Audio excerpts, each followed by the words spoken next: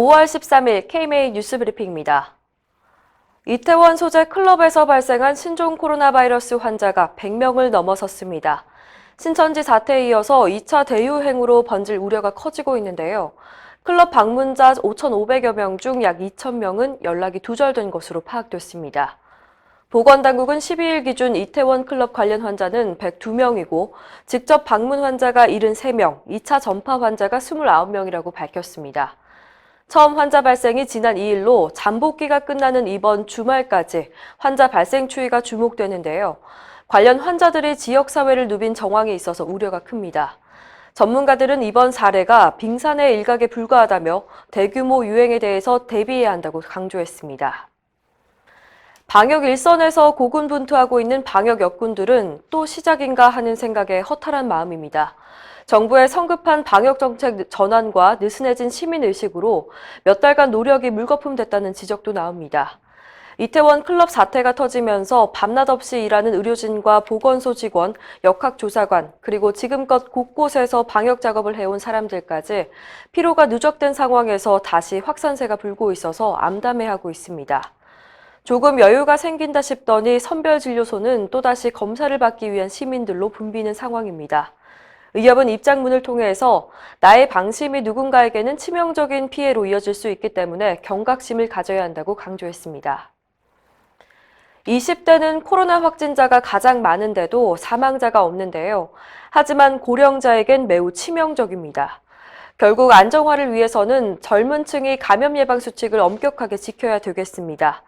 대한의사협회는 청년들을 향해서 선을 지켜주세요라는 캠페인을 시작했습니다. 코로나19에 감염돼도 가벼운 증상이거나 증상이 없을 수가 있는데 이때 사회적 거리를 유지하지 않으면 감염을 전파시킬 수 있다는 겁니다. 의협은 캠페인을 통해서 한순간의 나의 즐거움이 누군가에게는 돌이킬 수 없는 아픔이 될 수 있다. 부디 선을 지켜주십시오.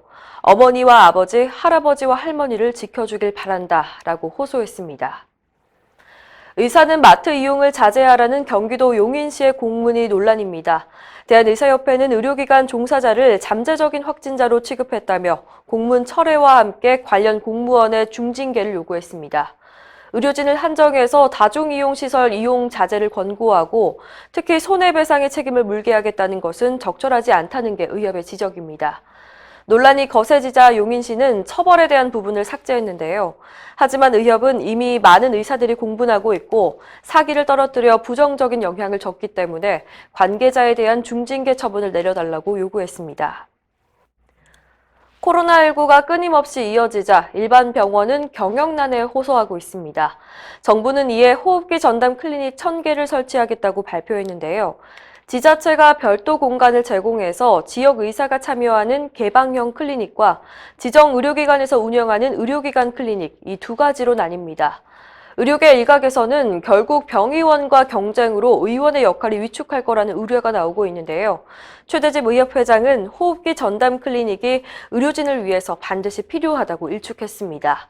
최 회장은 호흡기 전담 클리닉 의료진은 방호복을 입고 완전 무장에 대기하고 있어서 일반 감기 환자가 이런 분위기에서 호흡기 전담 클리닉을 선호하기는 어렵다고 설명했습니다. 특히 개방형은 운영 주체가 지역의사회이기 때문에 1차 의료기관과 역할이 겹치도록 운영하지는 않을 것이라고 말했습니다. 이상으로 뉴스브리핑을 마칩니다. 자세한 사항은 의협신문을 참고하시길 바랍니다.